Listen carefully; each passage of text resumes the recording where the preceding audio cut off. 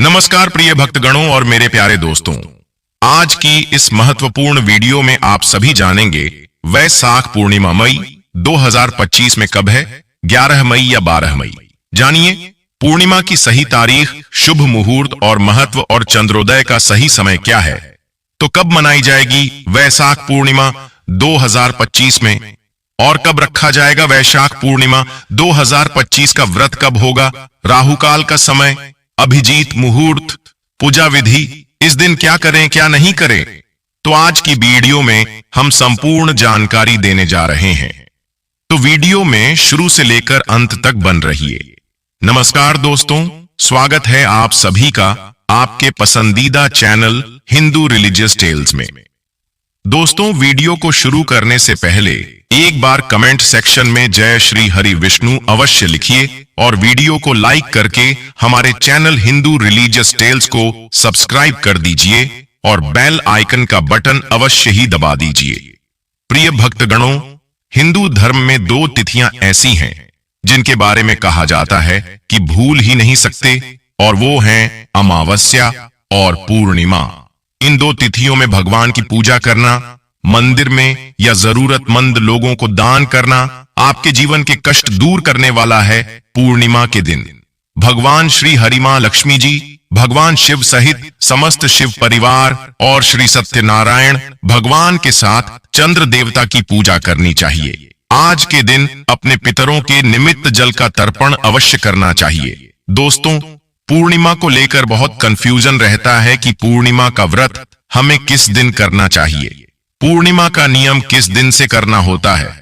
तो दोस्तों, पूर्णिमा तिथि एक ऐसी तिथि है जिसका इंतजार आज ही से नहीं हमेशा से किया जाता है।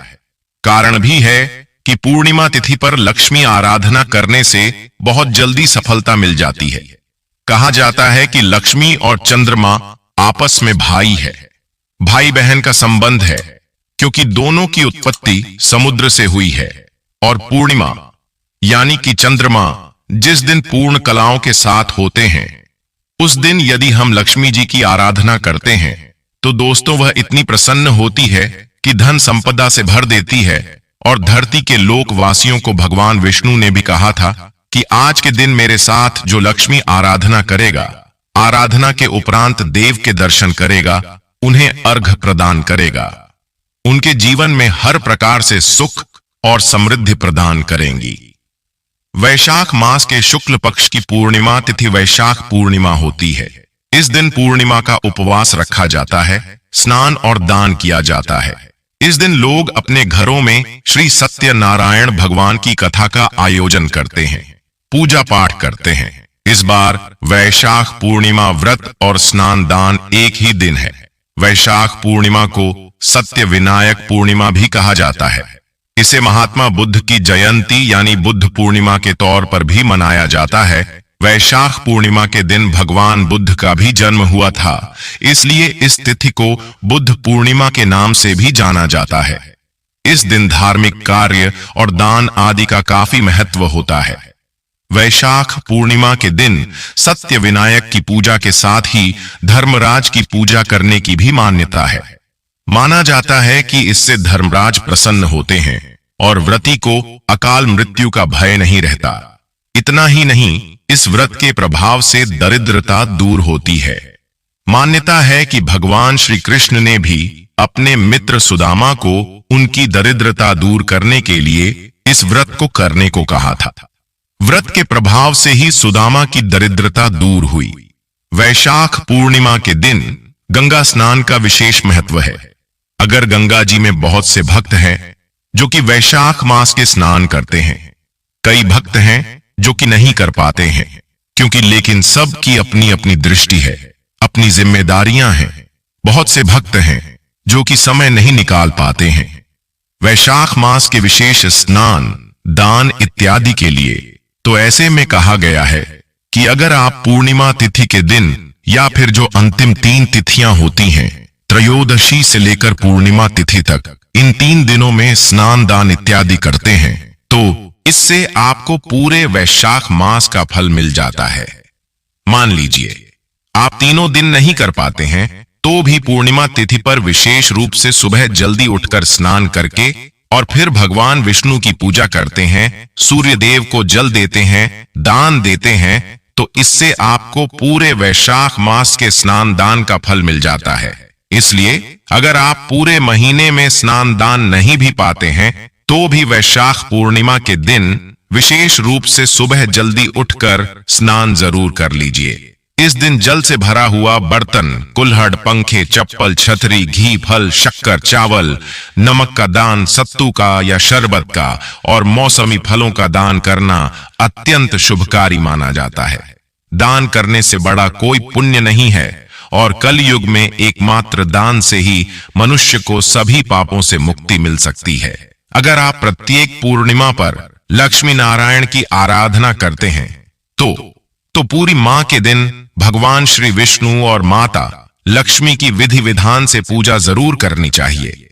इसके अलावा भगवान सत्यनारायण की पूजा पूर्णिमा तिथि पर करने से किसी भी प्रकार की इच्छा हो पूरी हो जाती है।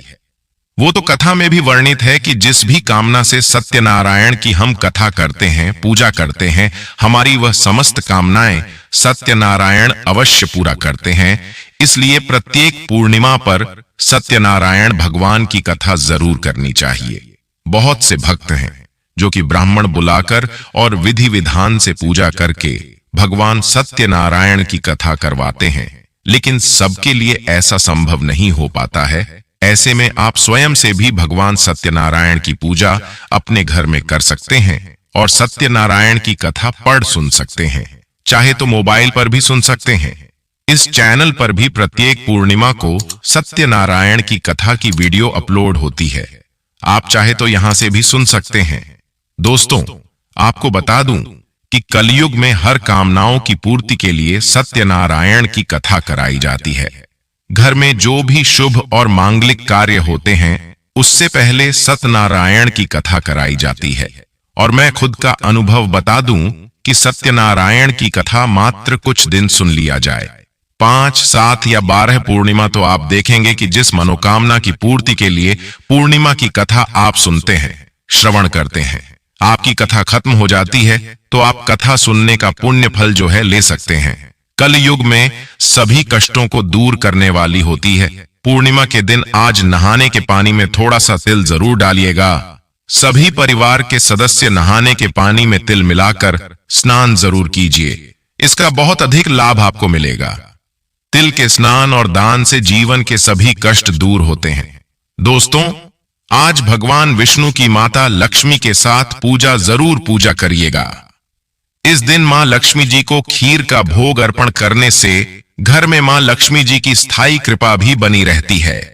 पूजा करने के बाद सबसे अंत में जाने अनजाने में हुई गलतियों के लिए क्षमा याचना करनी चाहिए और यमराज जी के निमित्त पूर्णिमा की रात को दक्षिण दिशा की तरफ मुंह करके एक दीपक यम देवता को भी अर्पण करना चाहिए। अपने आसपास पवित्र पौधों के नीचे और खास तौर पर तुलसी जी की पूजा करके दीपक जलाना चाहिए। व्रत रखने वाले भक्तों को सुबह देर तक नहीं सोना चाहिए। जहां तक हो सके ब्रह्म मुहूर्त में उठकर ही स्नानादि से निवृत्त होकर सूर्य देवता को जल अर्पित करके फिर पूजा करनी चाहिए। पूर्णिमा व्रत की कथा अवश्य ही पढ़नी और सुननी चाहिए और दिन भर उपवास रखना चाहिए। शाम को चंद्रोदय होने पर चंद्र देवता को जल का अर्घ देकर और धूप दीप दिखाकर आरती करने के बाद खीर का भोग लगाकर उसी खीर को प्रसाद रूप में ग्रहण करके अपना उपवास खोलना चाहिए। आज के दिन सफेद रंग की वस्तुओं का ज्यादा से ज्यादा प्रयोग और दान करना चाहिए। घर में लहसुन, प्याज का या मांसाहार का सेवन नहीं करना चाहिए। नाखून, बाल इत्यादि न काटे और दीपदान जरूर करें। पूर्णिमा के दिन किए गए दीपदान से भक्तों की सभी पाप कट जाते हैं और अंत में मोक्ष की प्राप्ति होती है। दीपदान आप अपने आसपास मंदिर में पवित्र वृक्षों के नीचे तुलसी जी के पौधे में कर सकते हैं। ध्यान रखें कि भगवान विष्णु को आप जो भी भोग लगाएं, साथ में तुलसी जी के पत्ते जरूर रखिए, लेकिन पूर्णिमा के दिन तुलसी के पत्ते नहीं तोड़ने चाहिए। इसीलिए एक दिन पहले ही तुलसी के पत्ते भी तोड़कर रख लेने चाहिए। जिन लोगों की कुंडली में चंद्र दोष हो, मन अशांत रहता हो, बहुत ज्यादा मानसिक तनाव रहता हो, ऐसे लोगों को चंद्र देवता की पूजा अवश्य करनी चाहिए। तो सबसे पहले आप पूर्णिमा वाले दिन आप जल्दी जग जाइए, स्नान करिए और आप अपने घर के मुख्य द्वार पर हल्दी युक्त जल से आप थोड़ा सा छिड़काव जरूर करिएगा। आप हल्दी ले लीजिएगा, थोड़ा सा जल में डालिए, मुख्य द्वार को साफ कर लीजिएगा। आप जल के छींटे मार दीजिएगा। घर में जो पूजा पाठ करना है कर ले। पीले चावल में थोड़ा सा हल्दी डाल करके आप पक्षियों को पीले चावल दीजिएगा। गौ माता को बेसन से जुड़ा हुआ कोई भी पकवान, बेसन से बनी हुई रोटी या बेसन से बना हुआ हलवा आप गौ माता को खिलाइए। बहुत बड़े दुख, तकलीफ और कष्ट दूर हो जाते हैं। आइए अब जानते हैं वैशाख मास पूर्णिमा कब है और शुभ मुहूर्त के बारे में। पूर्णिमा तिथि प्रारंभ होगी 11 मई रविवार की रात 8:02 से और पूर्णिमा तिथि समाप्त होगी 12 मई सोमवार की रात 10:25 पर। ऐसे में इस बार उदय तिथि के अनुसार पूर्णिमा का व्रत स्नान दान 12 मई दिन सोमवार को ही किया जाएगा। केवल एक ही दिन इस बार पूर्णिमा रहेगी और वैशाख पूर्णिमा के दिन ही कुर्म जयंती भी मनाई जाती है।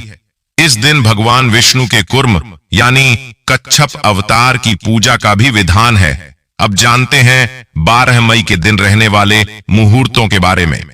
तो इस दिन पूजा के सबसे शुभ मुहूर्त रहने वाले हैं, जिसमें सुबह की पूजा का शुभ मुहूर्त सुबह 4:29 से 5:32 तक रहेगा।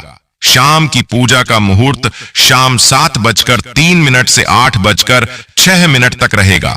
गोकुलेश मुहूर्त में जिस समय आप शाम के समय दीपदान कर सकते हैं या चंद्रमा की पूजा कर सकते हैं, तो शाम 7:02 से 7:23 तक का जो समय है वह गोधूली मुहूर्त रहेगा।